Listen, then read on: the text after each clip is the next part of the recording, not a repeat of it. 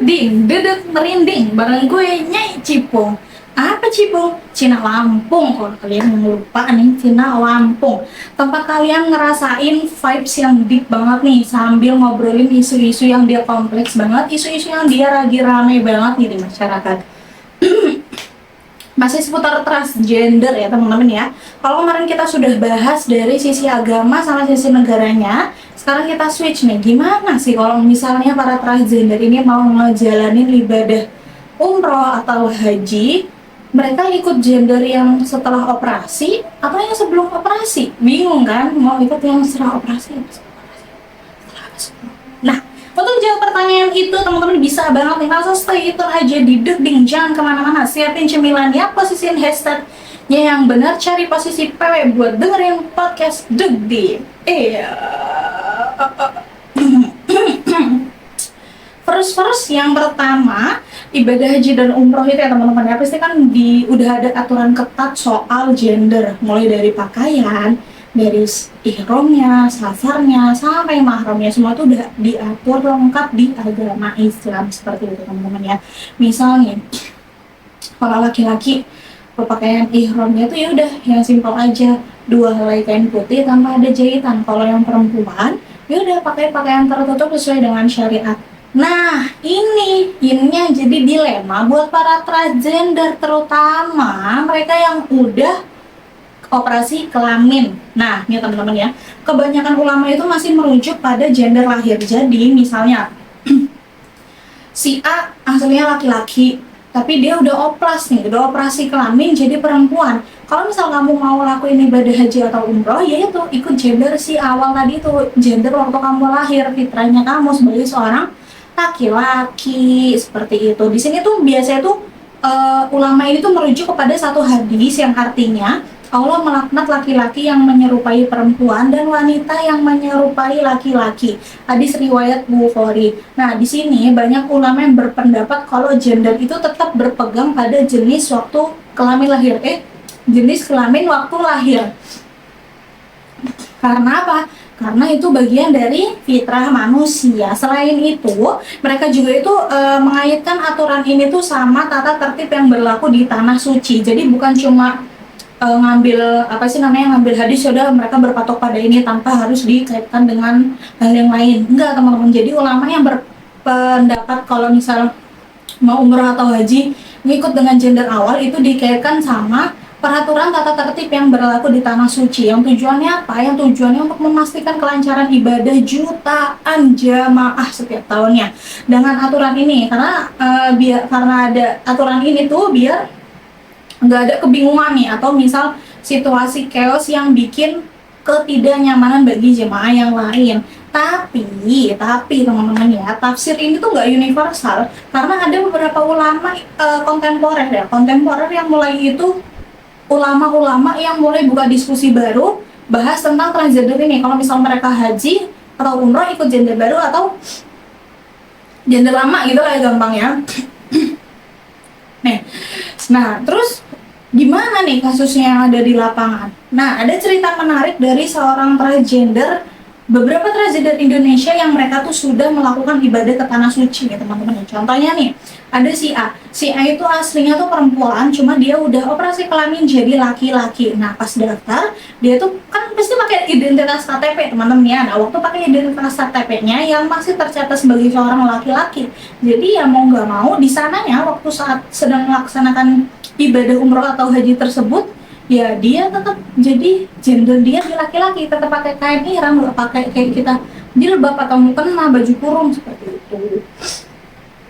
Nah, kebayang nggak sih gimana saya maksudnya, kayak dia aslinya laki-laki, aslinya perempuan, udah jadi laki-laki, terus waktu mau ibadah harus tetap jadi perempuan gitu. Nah, jadi kayak aslinya laki-laki pindah ke perempuan, waktu mau ibadah haji atau umroh jadi laki-laki lagi. Kebayang gak sih, maksudnya mereka tuh harus nyiapin mental gitu loh, kayak pasti kan ada aja kan pandangan-pandangan orang yang bakal kayak ada laki apa perempuan nih, ini pasti oplas kayak gitu. Nah pasti kayak orang-orang itu ada aja pikiran-pikiran, pandangan-pandangan negatif ke mereka-mereka transgender yang udah oplas tapi melaksanakan umroh atau haji.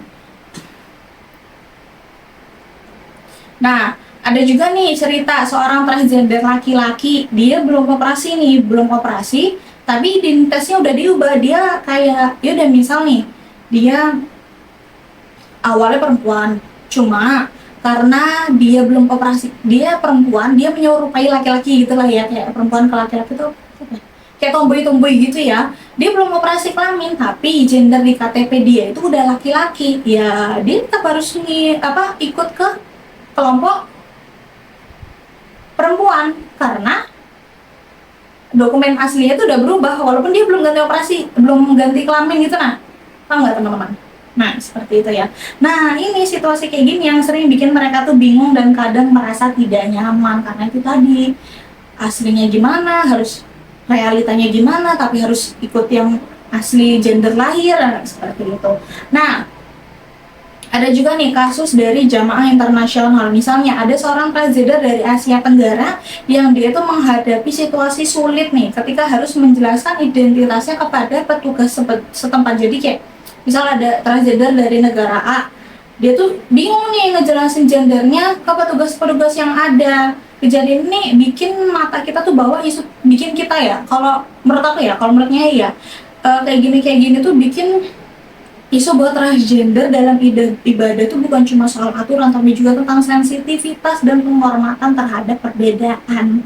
Tantangan yang dihadapi mereka juga ya jelas banyak banget ya, bukan cuma aturan formal, tapi juga stigma sosial. Banyak yang harus menghadapi komentar atau tatapan-tatapan itu tadi, tatapan kayak menghunus, tatapan-tatapan kayak apa sih lo gender, apa sih lo waria, apa sih lo boti, kayak gitu. Seperti itu ya teman-teman ya.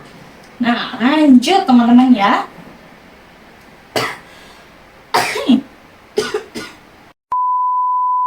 Nah, sebelum kita lanjut, di sini Nyai punya rekomendasi cemilan. Buat teman-teman yang lagi cari cemilan, tapi bukan sembarang cemilan, dia bisa dipakai untuk lauk makan, buat nemenin teman-teman lagi nugas, atau buat dengerin podcast Ding. Aku punya samyang roll. Apa namanya? Minal samyang roll. Rasanya tuh pedes banget, gurihnya itu bikin nagih, kayak legit banget. Buat teman-teman yang penasaran, langsung aja cek di Instagram kita di @minal_kitchen.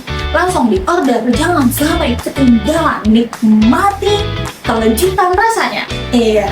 Nah guys, meskipun kebanyakan ulama tadi ada beberapa yang berpegang teguh pada gender waktu lahir, tapi ada juga nih yang memberikan pandangan lebih modern nih. Salah satunya ulama yang sering kita sebut ini ya, sering terjun dalam isu transgender itu ada Syekh Yusuf Al-Qaradawi.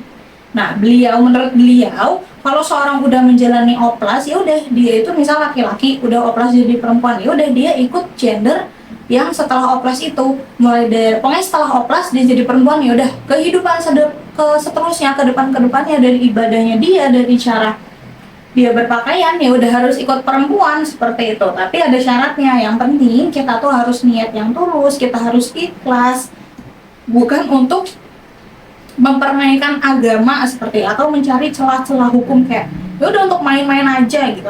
Nah, pandangan ini dari Syekh Yusuf ini yang bikin para transgender itu kayak lega gitu loh teman-teman ya, kayak mereka tuh merasa senang lah, kayak akhirnya ada merasa mereka tuh ada nih yang bikin mereka tuh kayak tenang, kayak ya berarti aku diterima, berarti transgender ini diterima, karena mereka nggak cuma dinilai dari fisik, tapi kan dari ketulusan hati niat mereka dalam menjalankan kehidupan sehari-hari seperti itu. Tapi perlu diingat, pandangan Syekh Yusuf tadi itu belum sepenuhnya diterima di Arab Saudi teman-teman ya, belum sepenuhnya diterima di Arab Saudi karena itu tadi di sana mesti mereka punya aturan sendiri seperti itu. Nah, kalau di sisi lain ada kelompok tadi selain dari Syekh Yusuf tadi, ada kelompok ulama yang berpendapat bahwa kalau gender dalam isu agama itu, dalam ibadah itu harus dibuka. Mereka tuh nyorot betapa pentingnya Islam sebagai agama yang penuh rahmat dan penuh solusi. Dengan pendekatan ini mereka tuh kayak berharap, para ulama itu tadi berharap kalau bisa nih menemukan jalan tengah untuk para transgender yang ada di dunia tanpa harus melanggar syariat, seperti itu teman-teman. Gitu ya pembahasannya.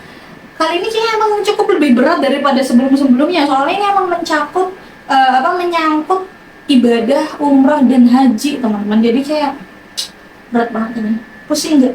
Ini pusing ya teman-teman ya. Jadi gimana ya, kayak jadi bikin mikir loh, kayak ternyata gimana sih transgender itu berjuang keras untuk mendapatkan hak-hak mereka gitu, dalam memperjuangkan hal yang emang seharusnya itu punya mereka, apa ibadah. Tapi ada satu hal yang jadi pelajaran bagus banget. Ibadah itu teman-teman ya, itu urusan hati dan niat. Mau gender sebelumnya atau sesudah operasi, yang penting itu ikhlas, yang penting kita itu tulus dalam melakukan ibadah kepada Allah Subhanahu wa Ta'ala. Nah, ini merupakan episode akhir nih teman-teman dari isu transgender dan kehidupan. Tapi jangan sedih, karena di episode selanjutnya Nyai bakal nyiapin nih isu-isu yang bakal lebih bakal lebih endul, bakal bikin teman-teman lebih mikir lagi nih sambil geleng-geleng kepala. Nah, stay tune terus pokoknya. Makanya tadi yang belum follow langsung di follow aja biar selalu dapat notifikasi waktu kita update episode baru. Terima kasih yang sudah nonton. Sampai jumpa di Duduk Ding selanjutnya. Duduk merinding bareng gue, Nyai Cipung. Bye!